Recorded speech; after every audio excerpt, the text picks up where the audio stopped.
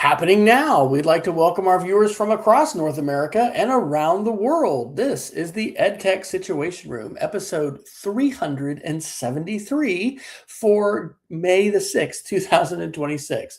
This is Wes Fryer, sporting my Maine Diner University shirt tonight. Coming to you from Charlotte, North Carolina, where I am a middle school media literacy and STEM teacher. And I am so excited to be joined tonight by Kern Kelly, coming to us from the state of Maine. Jason Neiffer has a lot of travel in the month of May. And so I have been reaching out to ed tech gurus that I know. And Kern is like he's basically at the top of the list. So Kern, thanks for joining us. Where are you actually coming from tonight? I'm so happy to be here. Yeah, so I'm calling in from China, Maine, which is interesting. Always makes delivering and mailing things kind of a challenge sometimes. But yeah, no, I was very excited to get your email and very happy to be here. Awesome. So tell everybody what you do. My perception. So I think we know each other through Bob Sprankle, Yep. and through the Seedlings, through Alice Barr and Cheryl Oakes and Actum and the great ed tech community that you all have up there. My perception is you've been in the teaching and the ed tech game for a long time. I know you are an uber connected Google person, but my perception is that you love teaching so much that you never wanted to completely leave the classroom and just go admin, and so you are still really close to teaching kids. Is that accurate? That's exactly right. No, the entire time there's never been a time where I haven't been fully in the classroom, 1 foot fully in the classroom. Even when I've done my PD things and, like you said, travel around and do professional development around the world, etc. My shtick was I will come and do PD for you if I can bring my students.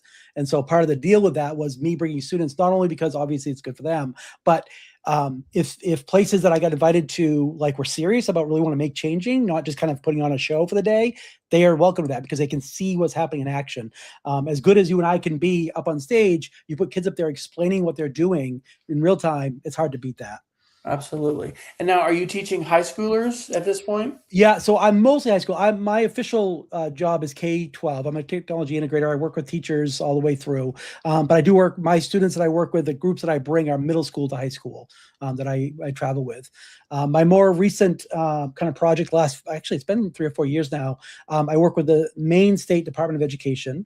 And I'm the coordinator of a group called the SLAM group, which is Student Leadership Ambassadors of Maine. And the idea that we have students in my school, and then we go and we connect with other students from other schools around the state. And we put on live events at these schools literally everywhere. We've gone as far north as Fort Kent, at all 4 kind of corners of the state. We have about 60 schools connected with us that either watch us live on our weekly YouTube stream or join us afterward and ask questions and so forth. Yeah. Wow. That is fantastic. Well, the last time I was up in Maine was just a few moons ago. I think that might have been when I was doing some independent consulting work, because I ended up basically going back in the classroom, teaching 4th and 5th grade STEM, then being invited to be a tech director. And I did that for 4 years at an independent school in Oklahoma City. Then kind of stepped away from that and went to teach middle school, but was an instructional coach for a couple of years as our youngest daughter finished high school there, who's now, crazily enough, a junior in college at the Air Force Academy. She should be learning about what job she's going to get. We thought this week, but they've delayed it. But she's like an astronautical engineering major, and she's awesome. way smarter than I am.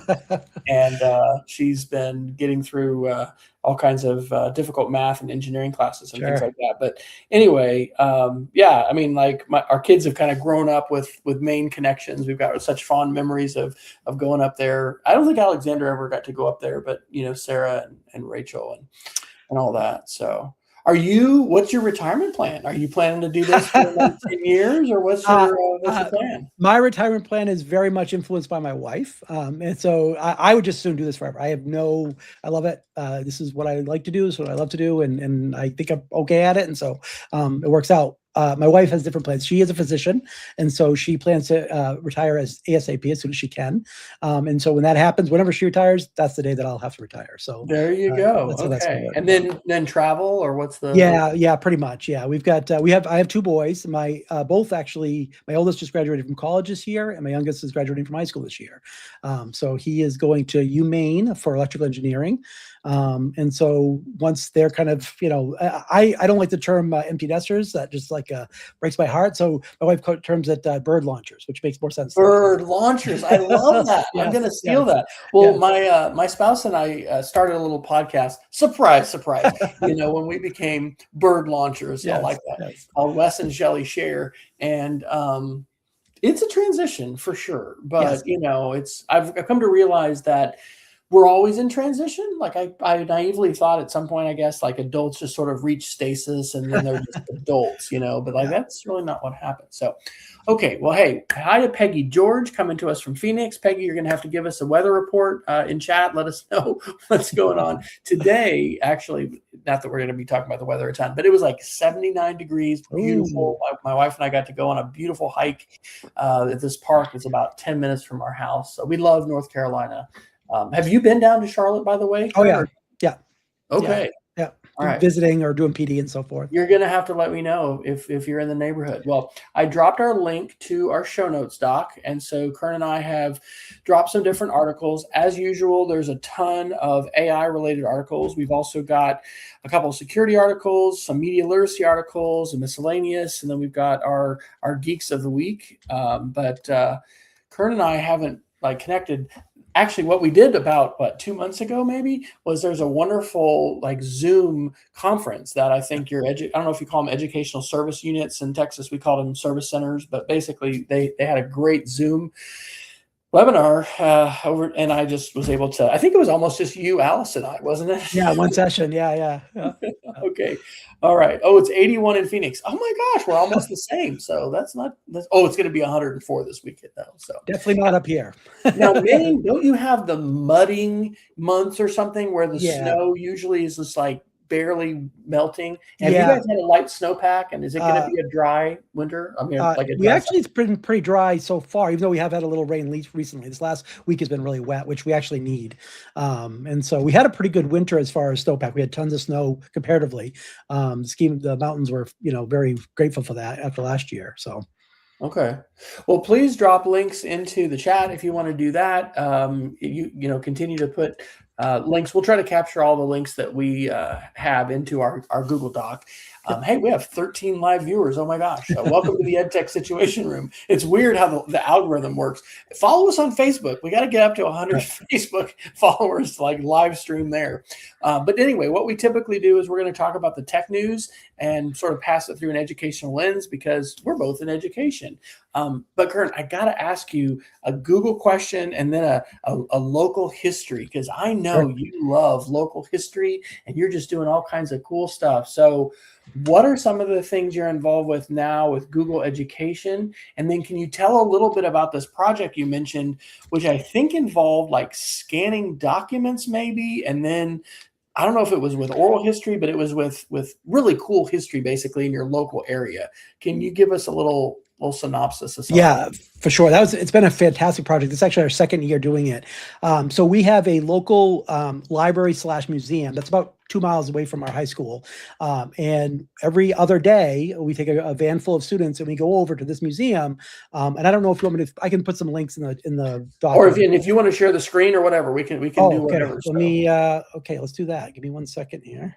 Sometimes we just abandon the articles and Jason just shares AI tools, so we have no sponsors and we have really no rules. So that's great. We can, all right, let's try. I'm just going to allow security. Sorry about that. Let's try this. The bummer sometimes in a new browser. There you go. Look at that. Add to stage. Okay, we got you. Perfect. So this is the lower right here. This is the Levi Stewart Museum. And it's beautiful. It's this gorgeous old building. It's 100+ years old. The gentleman who built it in Corinna, Maine, his name is Levi Stewart, and he was a lawyer, and he was a pretty big deal. He was actually at one point the wealthiest man in Minnesota. He spoke in front of, or he argued in front of the Supreme Court. So he was kind of a big deal. And his main roots is where he made most of his money is in logging. His family was in logging and in lumber and so forth, and so be it. So in his library, it's actually the town office as well. It's one room that's the current town office, but there's some of these gorgeous artifacts Here's the building here. Actually, we did a drone, some drone photogrammetry. So we went around and took video of it. I'll just fast forward here. And so in here, for example, there's this desk. And so this is his original desk from 100 years ago. Related to this is thousands, if not tens of thousands, I don't know the exact number, but thousands and thousands of original letters. So these are the letters that his family would write to each other, and they're about everything. They're not just like formal official letters. There's like, hey, to his brother about, you know, family life, everything. And so, but the letters all look like this. They're, you know, very scripty, handwritten type of documents. And so what we've been doing is having our students go down. We have a pretty good setup as far as our camera work. We talked with our Maine state official archivist from the state of Maine, you know, official people that do that, and then kind of ask what equipment they use and what software and so forth. And so we kind of mimic that as close as we could. And my students created using vibe coding / you know, their own coding skills, a transcription tool that would be able to transcribe the handwritten words and then input that directly into a database that when we're at a certain point, we're going to share that with everybody. And so the purpose of that is not only to be able to, yes, you can search for keywords and so forth, but you can actually search for context. Hey, I want to find out how Levi Stewart, you know, made his money. Oh, it was in logging, or, you know, what was his family life? What was life like during the Civil War? This was about just post Civil War time. So a pretty amazing, you know, resource we have there. And so that's been our project. We've been really working on that for like now last year, and now we're doing it this year. We have been able to, this is the other piece of that I think I mentioned, that photogrammetry where we go down. Let's see, this is a good one, the typewriter. What does photogrammetry mean? Okay, so this is, let me, right here, these 3D models that I'm kind of zipping around here, you can kind of see. These are, we just use an iPhone. So an iPhone, I think it's like 15 or 16 Pro beyond, as long as it has LiDAR built into it.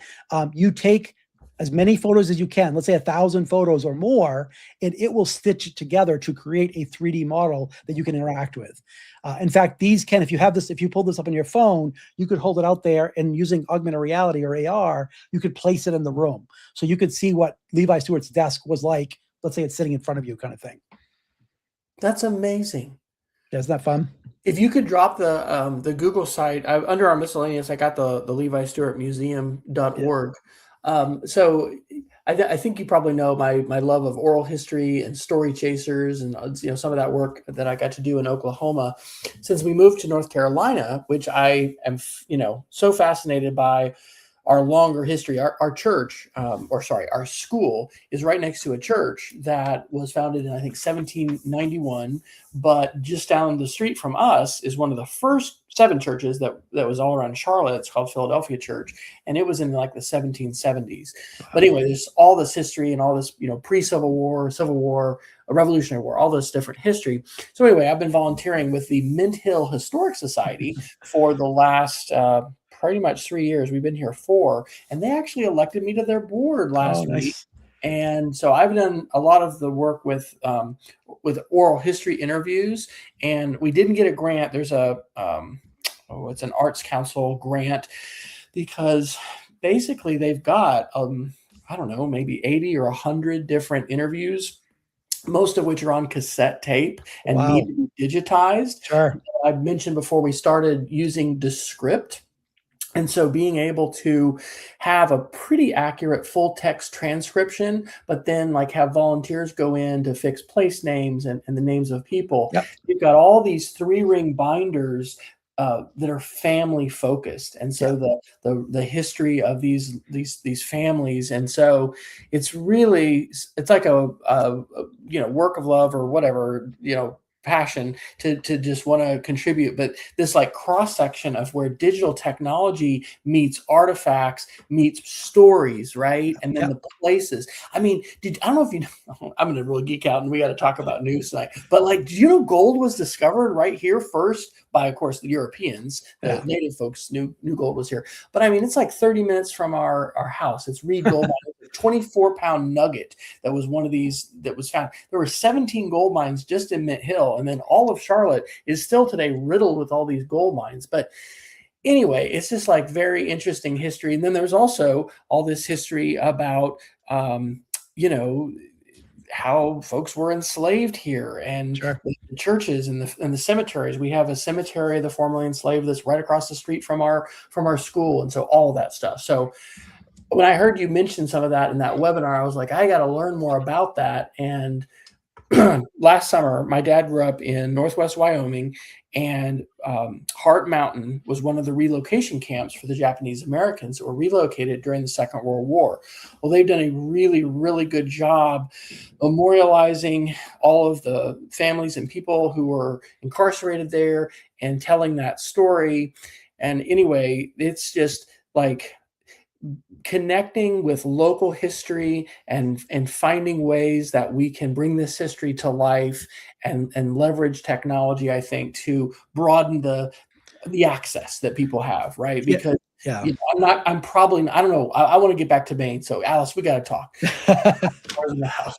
But like being able to, not that it's a replacement, but being able to interact with, see, but having your students involved in the creation of that, I'm sure that is a hugely impactful experience for them. No, I couldn't agree more. So a couple kind of pieces of that. One is, the good news is, one of the things that I'm most interested in this whole process, it's been awesome, it's been fun. We've been kind of sanding a lot of the edges to learn how the best practices to make it work. Like, what's the best way to do all these things? My goal, and it won't be this year, but probably for next year, is to create something, a package of some kind. I don't know if it's a website or whatever it is, or a course or something, to give to any high school or any school that's interested anywhere. These are the things that we found the best way to do this, to digitize, still imagery, to do audio, to do video. Here are the logistics. Here's some AI tools that we created. You can have them to use to do these things. Because when we talked to the Maine State archivist, she said right now they literally have, some lovely volunteers that are reading these things one by one.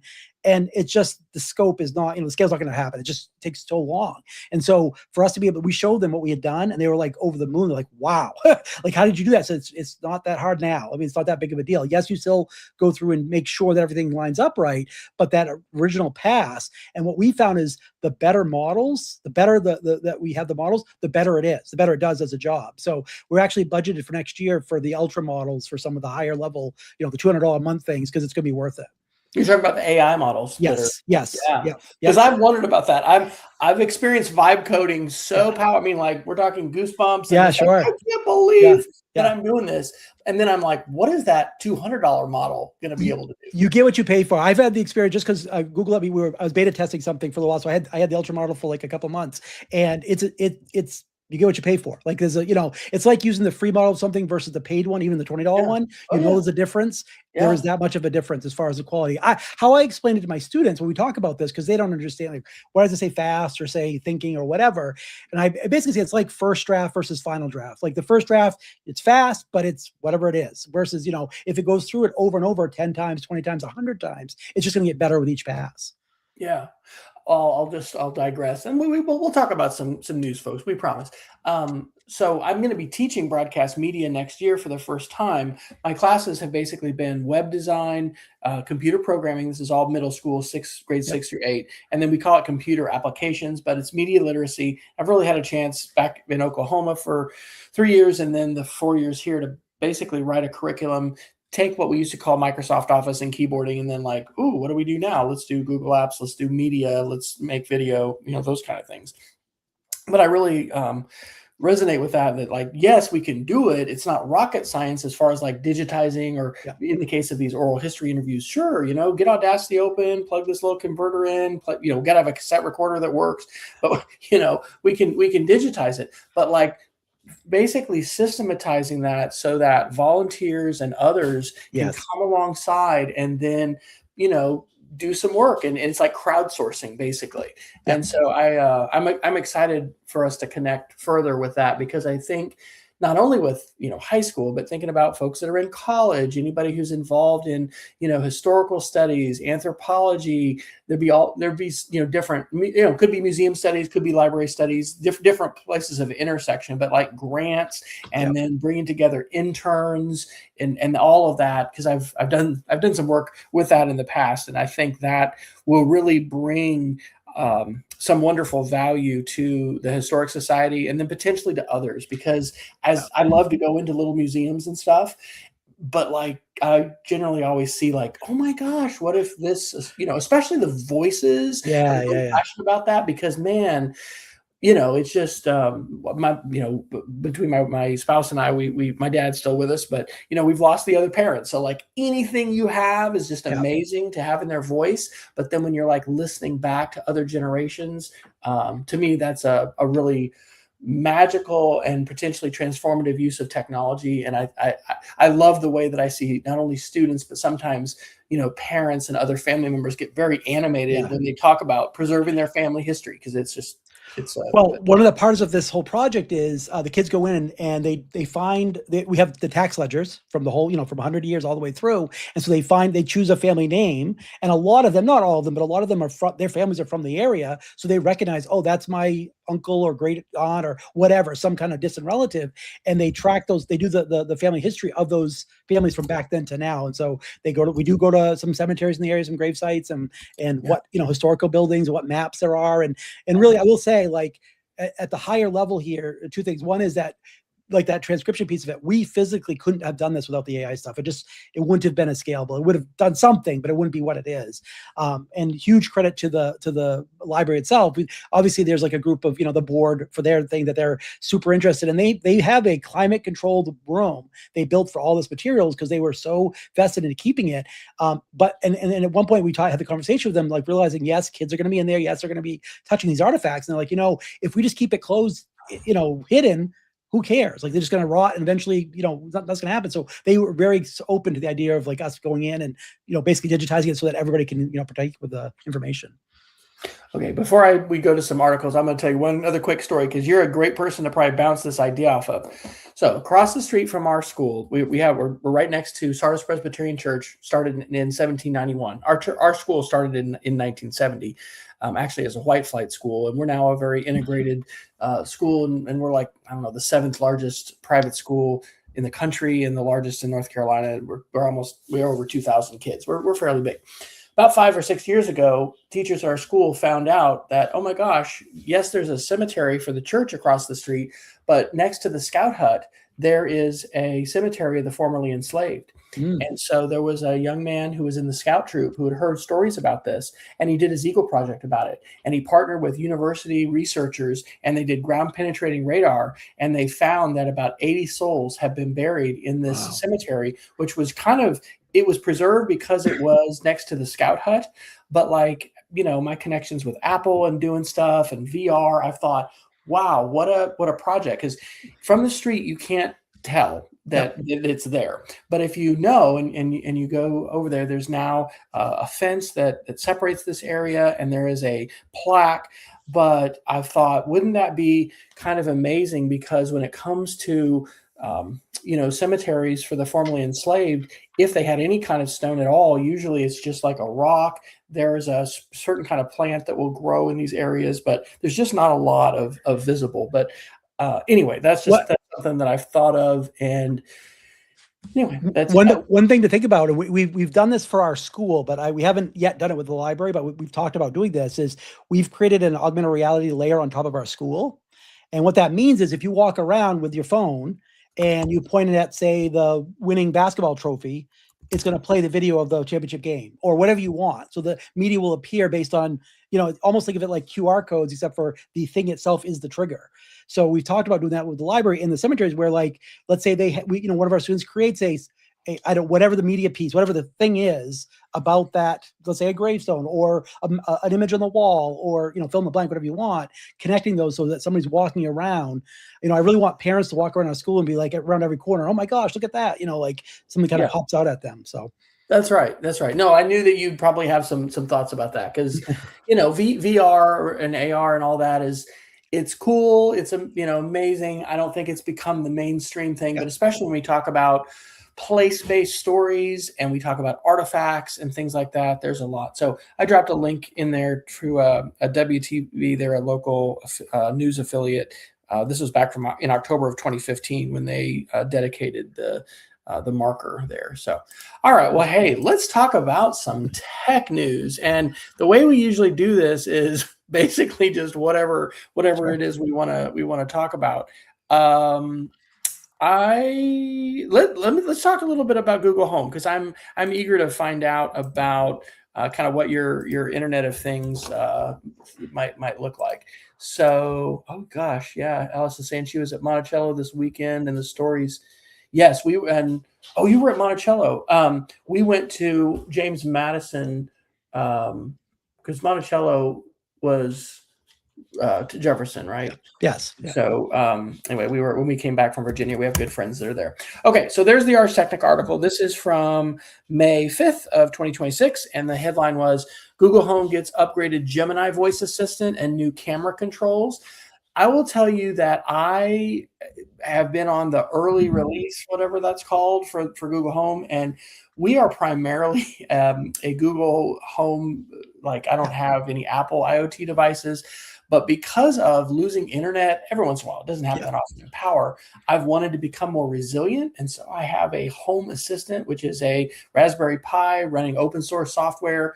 And so I can now turn lights and a few lights, on and off and a few things. But anyway, this is basically a mainstream, bringing some Gemini power to the Google Home ecosystem. I'm really, really glad, because I love my iPhone. I've got my Apple stuff, but Siri has just been terrible. And there's an article I got in here too about an announcement that they've got for that. Well, there's a reason why they just partnered with Google for their AI, basically. And oh yeah, absolutely. Absolutely. So any thoughts about that? And do you have a smart home? I'm just we've got them all. We've got the Alexa, we've got Google, we've got Apple's device, whatever. Because I try them all. My big thing with that stuff is, like, if somebody asks me a question, I want to have experience with the hardware so I can hopefully help them. So IoT stuff still has a lot of problems, right? Obviously, like, as far as there's a great quote, Steve Gibson, he's a security guy. He basically says the S in IoT stands for security,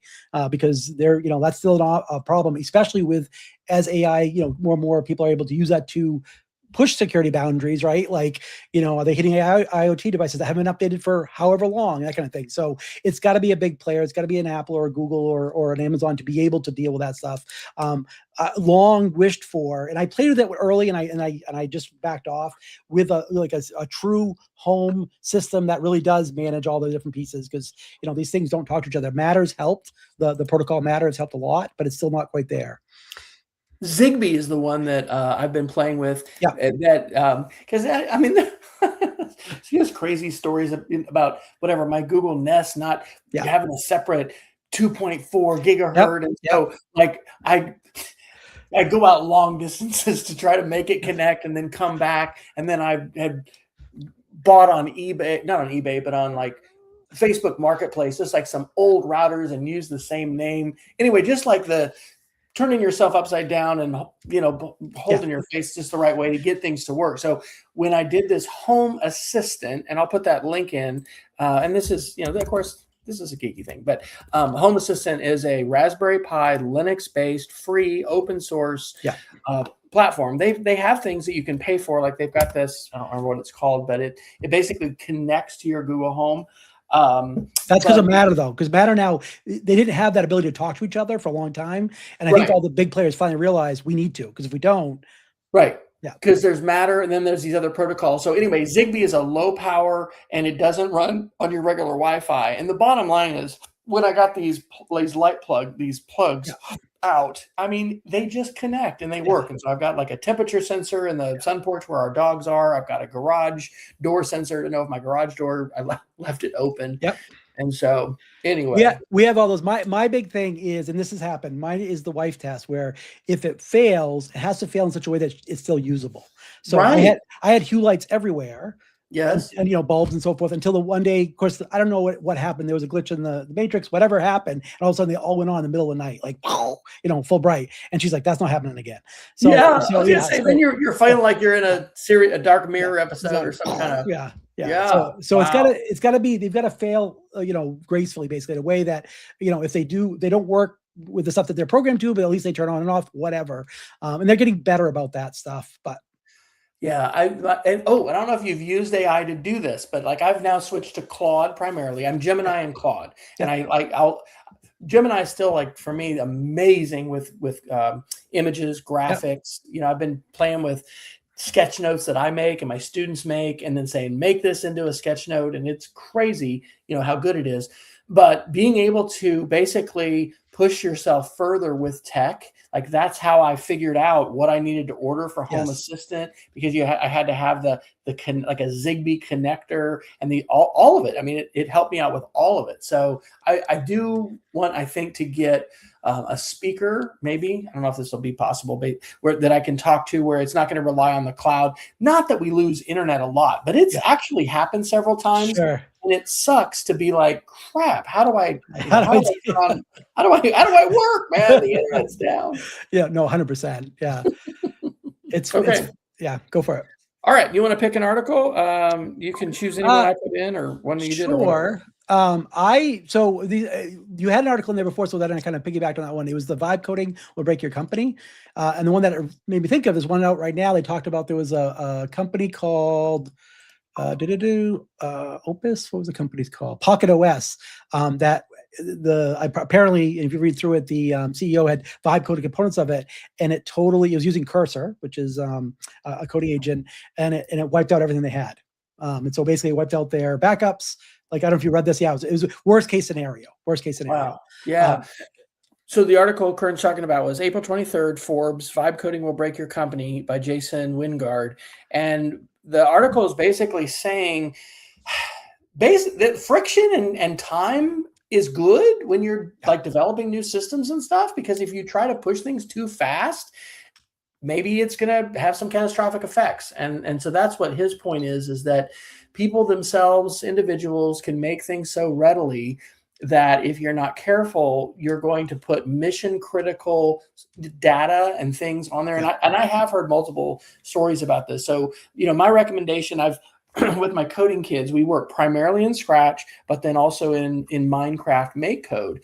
And it typically happens, and it just did, where one of my students, it's actually happened to two, didn't save their code, because with MakeCode, you save links, create a profile. And so my kids have a Google Doc, and we're supposed to put our links and tell what we did every day. So they've got this record. And anyway, they didn't. And, in one case, it was really devastating. And I told them a story when I was in middle school, and this was like on a Zenith 286 PC pre Windows, like Windows 3.1. I had spent hours and hours in BASIC coding this like program that I called Spinnaker. And anyway, whatever, I would have like I didn't have very much money in the bank, but I could show my bank account, and I don't know what I did. But anyway, one day, I thought I had it open or whatever, and I saved it, and I didn't. I overwrote the whole program with nothing. And I was like, that was such a big deal. So my kids have had some similar experiences. They didn't lose everything, but they lost a whole day's work. And I said, total lesson learned for coding: back up all your stuff, especially when you have a good working copy, because that's the number one thing you want to be able to do, is to roll back. So. Well, and that to me was the takeaway from that article, was that the backups that the gentleman had, it was on the same volume. So it basically wasn't the way you're supposed to do it. And you could argue, in effect, it was a human error. Now, did the AI make a mistake? Absolutely. It didn't do the right thing. But that's again the old, sort of relying on a computer. That's not going to work, right? So you have to be responsible for those type of things. So doing backup, quote unquote, the right way, and managing all that. And I'd much rather have kids learn that there and learn it the hard way, so that they, get those lessons ingrained in their head, and like never want to do that again. Right. Yeah. And we also need to continue to develop capacities in folks when it comes to technology. It's not just like for the coders, right? Because people that are, running companies or being their entrepreneurs themselves, like, you've got to make decisions about your data and where it lives. And you need to be able to ask questions like, how is this being backed up? When I was a tech director for 4 years, like, are we ready for a ransomware attack? Like, how are we going to restore our stuff? Have we ever practiced that? Because if you've never actually practiced a restore, you don't really have a plan that is real. No, I could agree more. Yeah, actually, it's funny too, because one of the things you mentioned about the kids coding and using Scratch and Makecraft and so forth. Last week or last episode, you had mentioned having your kids. I think you said you downloaded some SDKs and then you brought into either Claude or one of them to kind of update it. I highly recommend getting, if you can, it's a little bit of a cash, but it's not too expensive, but getting one of those desktop arcade systems, Okay. like a Raspberry Pi. So here's the deal: the kids still code in Scratch or whatever, just like you do now, but you put that in a public place that now anybody walks up to in the library, whatever, they're playing their game. And Kern, I would love to do that. That would be phenomenal. Can you do that off a Raspberry Pi? 1000%. We do it. We actually have a full standing one, like a full stand-up arcade. We bought, this was years ago, one of our students did as a project. She raised money, did a full standing arcade. The only caveat with it, different than your keyboard on your screen, is that the key bindings are different, right? Because up, down, left, right, or whatever. Well, it's like a what's the makey? It's like yes, you got to map your input. That's right. That's the only difference. So what we do is I built a template of what each of the buttons do basically, and I give that to the kids, and they go from there. But the reality of them seeing or playing each other's game in an arcade setting, it is night and day. It is night and day. Okay. It is, yeah. Okay. I need, this is my to-do for tonight, is to follow up with you about that, because for sure. I do have this sense, because my favorite unit with Scratch is we learn to do the basic stuff of a name project and a little animation. And when it's October, we do a spooky stories. Did you ever see that spinner that Tony Vincent did for spooky stories? I don't think so. You spin a character, and you spin a setting, and you spin a conflict. Oh, cool. It's like off those three things, then the kids have to make a spooky story. Anyway, it's probably one of their, I like it a lot. Sure. But we do Scratch mazes. But the thing is, we do a tournament. Yep. And so the kids will play each other's mazes. And having other people, sometimes in your class or outside, I think that is a real transformative thing. It is. It takes all the things that you want to impress upon the kids as far as coding wise, and it makes it in such a way that me as a teacher, maybe you, I don't know, but couldn't explain to them, impress them strong enough. Like, it has to work each time. If your code doesn't work, or if it like, oh, I don't worry about it because you're showing your buddy and you just say, oh yeah, just jump over here or click here or do whatever, you can't have workarounds. It's got to be bulletproof. If it's going to be sitting on a table somewhere, and they get so excited about it. It really is a game changer. And again, not for big money. We're talking $100 or something, not crazy. Yeah. Allison or Peggy had asked about Tony's website. Yeah, he still has his website. He also has got this shapegram. So there's the spin a spooky story. I've got that on the screen, and I'll put that in the show notes as well. So it's fun.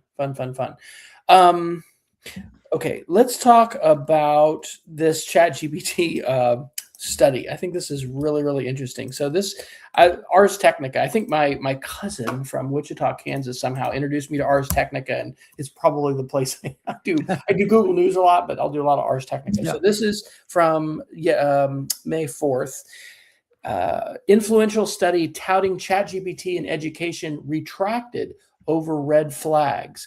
And so this study, which was posted pretty quick by Springer Nature, has been cited hundreds and hundreds of times. It's basically a meta-analysis, but what it did was it basically tried to compare too many studies that were too different. And so it says its meta-analysis calculated the effect size between different studies, experimental groups.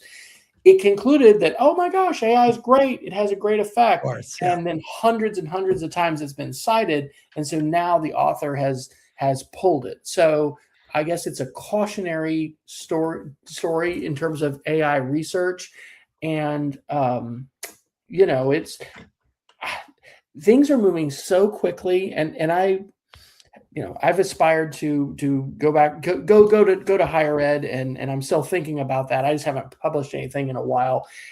And it's just crazy how quickly things change, because we could publish an article today, but then when that journal approves it in 2 years, like ChatGPT is going to be totally different. So it really is a wild landscape for that. Yeah, I caution my students when we haven't talked about this article specifically, but we talk about like whatever the technology, in this case, it's AI, is a new latest and greatest thing, whatever. It is not a miracle and it's not a monster. It's somewhere in between. And because it is very trendy, I guess is the right word, to kind of either one end you're hype, totally everything's wonderful, or it's the worst thing ever. Because both of those, again, in this attention economy, they both sell in their way. Like if you're looking for all pro or all con, so being very, that's kind of you mentioned about media literacy, kind of falls in that purview. Being very, not just careful where your sources are, but like really, what's the thing behind the thing, right? Like what's going on? Why are they pushing that? So absolutely. Talking about research, I'm going to digress for a second about NotebookLM. So for my web design class, needed to come up with our culminating project this year. And we primarily work with Google Sites, which, by the way, you're maybe a good person to ask. Do you think Google's going to update Google Sites at some point? Because it's been around for a while. I'm going to say I don't know.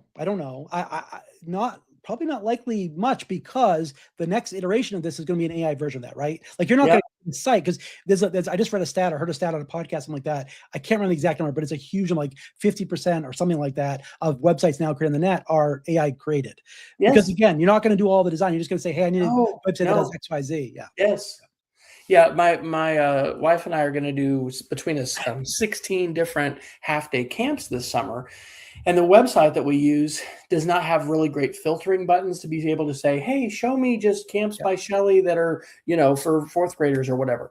So today after school, I coded a site that is really, really amazing. And it's a single HTML file. And, it left the spacers for 16 or 18 pictures, which I then just created with Gemini. And my word. So even if you use, do you know Data Studio at all? Canva? No, a Data Studio from Google. I have not, but you mentioned Data Studio with your project with the museum. So that's what we're using kind of as our front end for the database piece. But with that, you have basically a fully functioning database. You can put a Google spreadsheet as your storage, as your back end. And again, it's all because you can do it other ways, but it's free, it's easy, it's kind of tools that you're used to. Plus, it has AI stuff built into it. So again, if you say, okay, I need 18 slots, I want to have a filter that filters by X, Y, or Z or whatever, it's super powerful.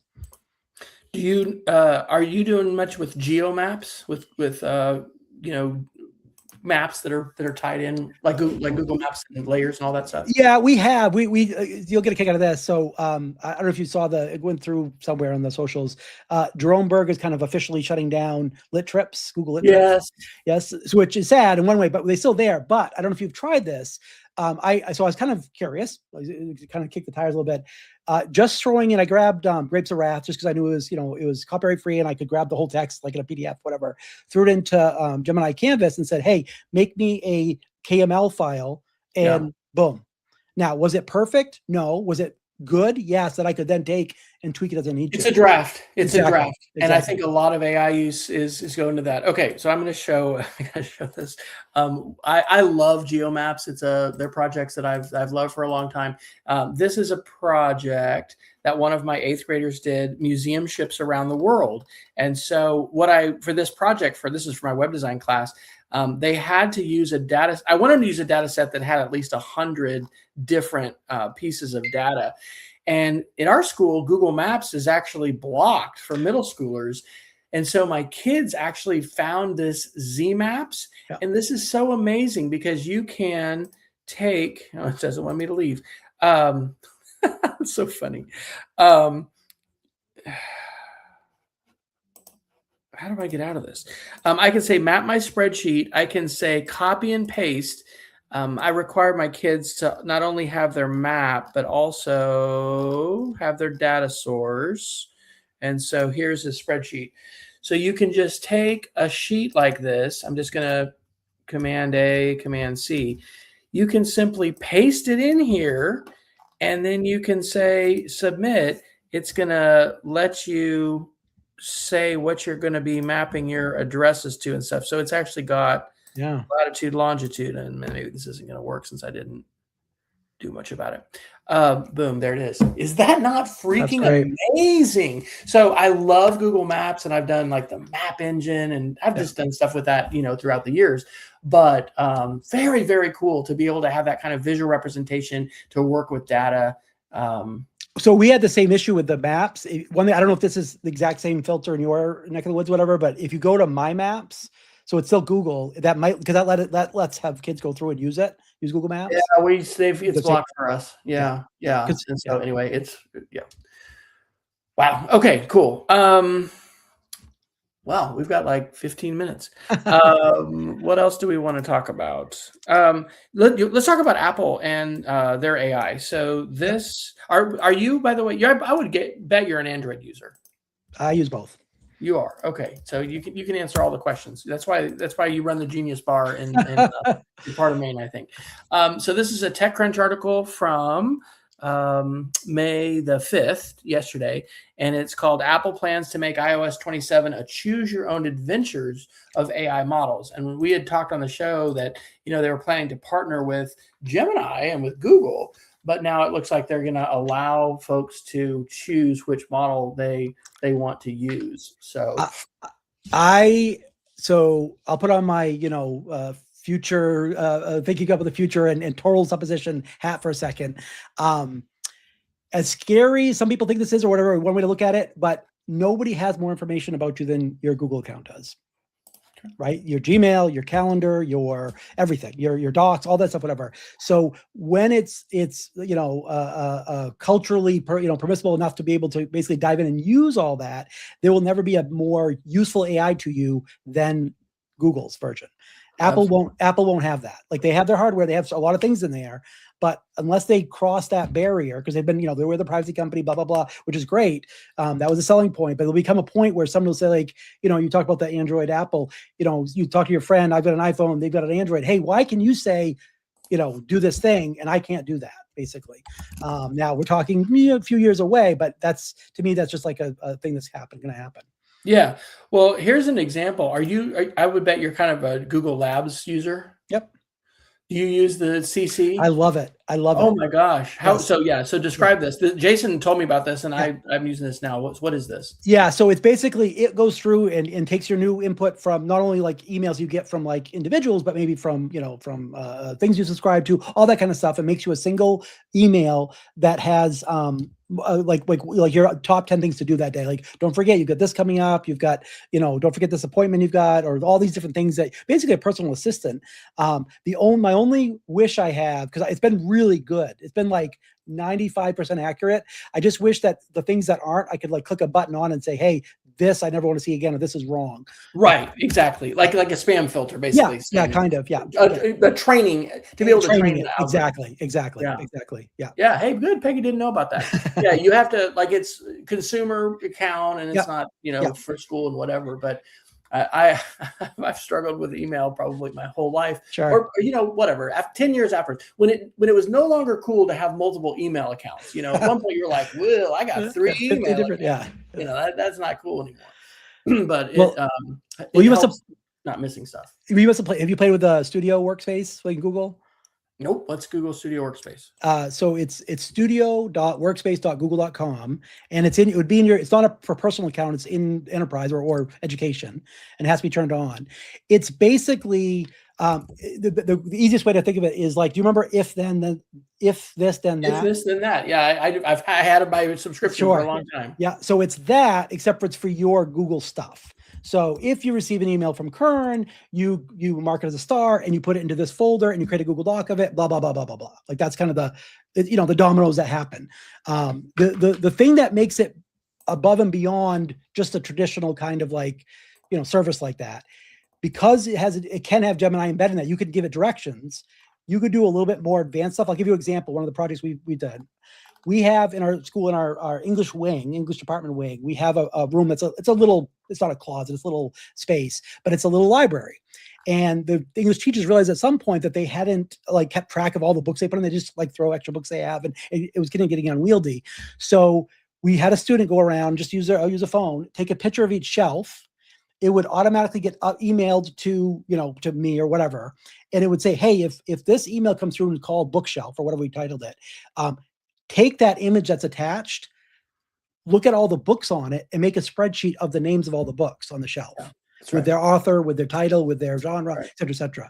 So that process that would have taken hours, if not days, took minutes. Click, click, click, click, click, and it's all done. But that's what you can do with it you couldn't do before. And I think that is language that we should be teaching and practicing with students with AIs. Make me a data table. Yeah. Because one of the big ahas of this project that we just did with the geomaps, we don't call ourselves a STEM department. We have a special name. It's called Ideas. We're innovation, innovation, design, entrepreneurship, analytics, and sustainability. Well, we need actually to do more analytics. And so that was part of this idea that, hey, let's get the kids to work with some spreadsheets, work with some analytics. Definitely. And I mean, AI is such a game changer. It really allows me to elevate my expectations of what I want students to do. And that's what I was going to say about NotebookLM. So Yeah. my kids have picked a research topic, and NotebookLM is an approved tool for them, for our school. We have this like Canvas hub of all these tools to learn about, but most of them don't know about it. And so I've had them formulate some questions. I'm using Google Docs more now for like project management with Yep. check-ins. So like do this and then check in with me, and I initial it, and because middle Yeah. schoolers and probably just people in general can have trouble with multi-step projects. Yeah. So anyway, being able to use NotebookLM, like I've got a student, and I don't even really know all. He's going to educate us because he's into this Premier League in England, which is the soccer league, and you can be, is it relegated? You can be basically down. You can be voted out off the island. You gotta watch your Ted Lasso. You really get into all that. Okay, all right. So anyway, he's very interested in all this, and so, but this research and being able to have this library of data, and then not only being able to ask questions, but then the studio creates media. And again, I'm unique in the web design class because I'm not teaching research and writing, although I am teaching elements of that. But I'm teaching students how to represent, because we use Google Sites, we use a lot of Canva, but we use Adobe Express. I really like their Glide Show, and we use that stuff.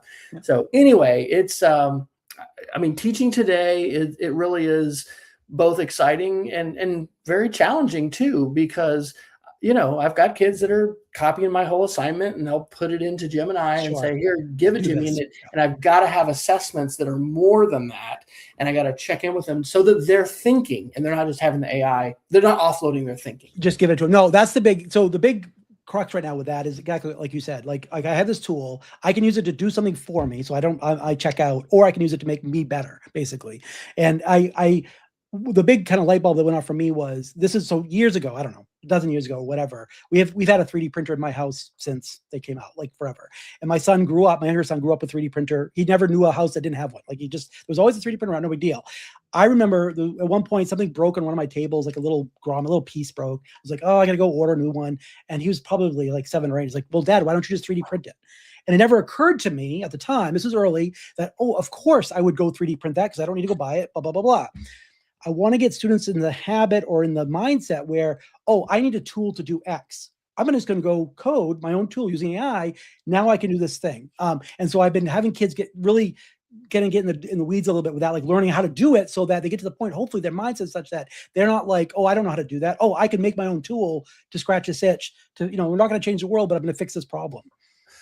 I gave my kids an option in web design when we did our copyright and fair use unit. If you want to, you can make a game using AI and vibe code. Sure. And of course, that was the thing. Yep. And some of these games, one in particular, just blew my mind, but I didn't know if I needed to be, how impressed to be about that student's thinking, or just impressed that the AI did it. But he was able, because he was using his own account to save the whole transcript. And then so anyway, this has become really important, trying to document as fully as you can your conversations so that we can have a conversation later about what you did or you didn't do. But yeah, I'm thankful to be teaching coding and to be teaching web design, and there's some, overlap there. And I really think, interestingly, our web design class has not had the signups. I think I got to rebrand it like, storytelling for the web. Sure. We for have digital entrepreneurship as a new high school diploma, and I think I need to weave it in with that, and I need to wordsmith the title. But I definitely think it's got to include vibe coding, because you're absolutely right. Like if you want to build it and you have the time and then access to a reasonable AI platform, you can absolutely build the software. My wife, so as a physician, she's a busy job. She does it every day, whatever. And she says like a quarter of her time is spent figuring out how to do less clicks. Because like she meets you for an appointment, she does a test, I have to order a test or whatever. It takes me 17 clicks to do this. How can I get that down to 15 or 12 or whatever? And if we can get to the point where we're building tools, now she can in her role, but we, as students and as teachers, we certainly can, to build tools to make it quicker, easier, more efficient.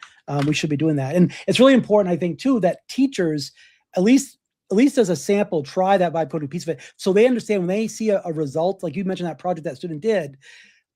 what their level of blown away they should be. Oh my God, I can't believe you made this. Well, I just typed in 5 words into it. You know what I mean? Like, exactly. How much work did you actually do? Yeah. Right. Because I've seen some of those interactions where, and I'm like, okay, well, I'm not that impressed that you turned this in, because your level of thinking. If you know, right? If you know what's going on. Yeah. Yeah. Well, right. And that's why I think it is absolutely critical to try to create a classroom environment where students, when we want to allow them to use AI, are trying to document that as fully, because we're going to learn together, man. We're going to be co-learners because these things are changing every day. And I've been blown away by a lot of things.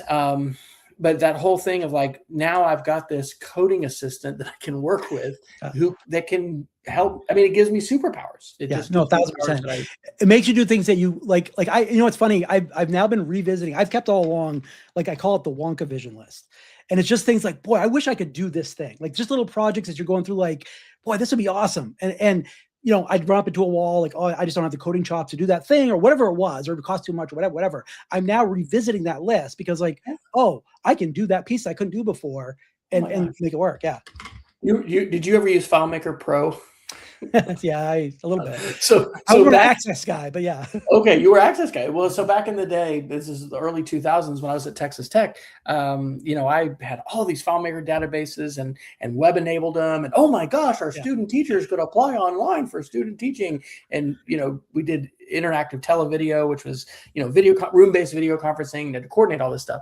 Well, when I left that job, I lost that software, and there was all this ability to create web-enabled databases. So like now, one of my students who's now in 9th grade, he was an 8th grader last year, he did all his make code in JavaScript, and he was jumping right into vibe coding and told me about Firebase. Yep. And so anyway, I've played with Firebase and connecting websites to it. And it's the kind of thing where, like, I mean, I have other things to do, but like when I want to sit down, because there's a project and I haven't like officially announced it all, called Pod Commons, because I really think that like being filters for each other from media is really valuable. Like this goes back to the seedlings, and we're going to do Geeks of the Week here in a minute. Like when you connect with somebody who's interested in stuff you're interested in, or maybe not, like sometimes we have these collisions with people who are like, oh my gosh, you're a chef and I'm a teacher, but we're still interested in this stuff.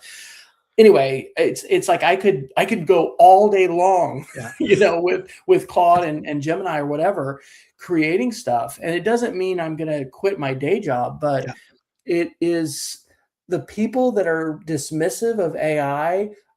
I think universally, in my experience, are not coding with it, because 1,000%. If you are doing some coding, it's going to, you're going to exceed whatever expectations you had of what you could do by yourself. Yeah, and even coding, of course, the people that like that term, like, oh, I don't code, I don't know how to code, whatever.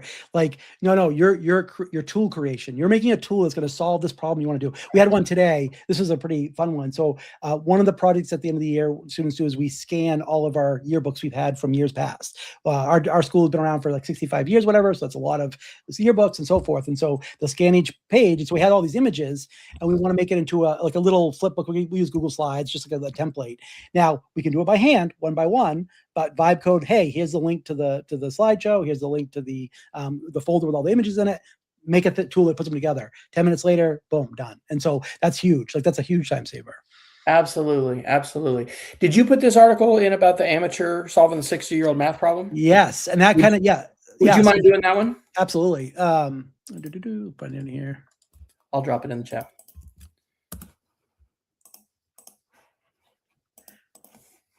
All right. So this is Scientific American. Thank you for pulling up. So basically, this is kind of what we've been talking about, revisiting, how many either historical things have happened or we have data points. So this case, there was a specific problem, a mathematical problem, that there was a novice. It's just a guy, basically. It's called the Eardos problem. He basically pointed ChatGPT, and it was an old version. I think it was like 4 or something like that. Or maybe even 3.5, I can't remember, at the problem, and it was able to solve it. And then when they finally went through the solving and explained how it was solved, mathematicians that looked at it said, yeah, that's correct. Boy, we didn't think of doing it that way.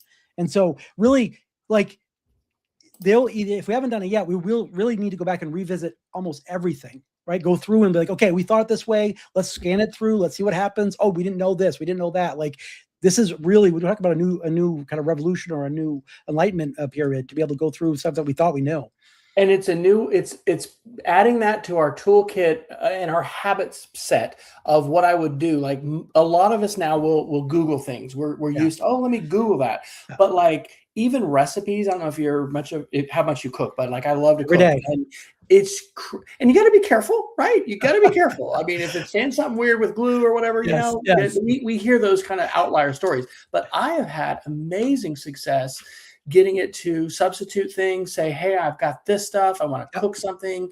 And then I think the other thing educationally that's so important is being able to clearly articulate, but also ask questions. Because what my middle schoolers are struggling with right now with NotebookLM is like, okay, fine, you want to do something about basketball, but let's focus in. And so this particular student is going to like do the Tennessee and Florida State rivalry and traditions, but like that's not always a skill set the kids have practiced in traditional school, is how to ask those questions, be generative, and then be very descriptive with what it is you want to learn or to have it do. Yeah, it really is an English question, because, or when I say English, I mean the language arts question, because the better you're able to phrase that question, the more detailed, the more specifics. I remember, and a lot of people don't remember this movie. Do you remember the movie AI, Steven Spielberg movie?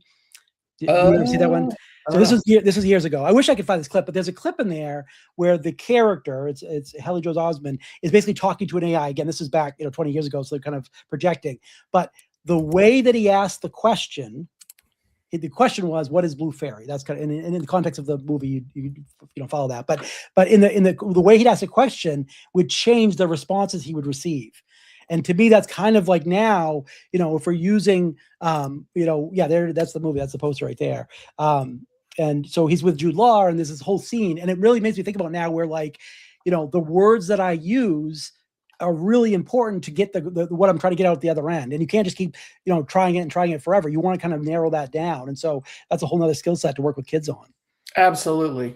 Well, believe it or not, we have chit-chatted our time away for a whole hour, and we need to do some Geeks of the Week. So our Geeks of the Week it could be anything. So I see you put a couple things in. Do you want to tell us about these? So the two that I have, the first one's called listenlater.net. It's a tool, and it's just a simple little tool that I find super helpful. So if you're, zipping along on the internet, on whatever device you are, you find an article that you just don't have time to read, but you want to listen to. I actually have a pretty long commute, so I listen to a lot of podcasts. My opinion, it's just PD. I listen to every day. You listen to Wes and Jason or whoever I can, have a queued up on my podcast player.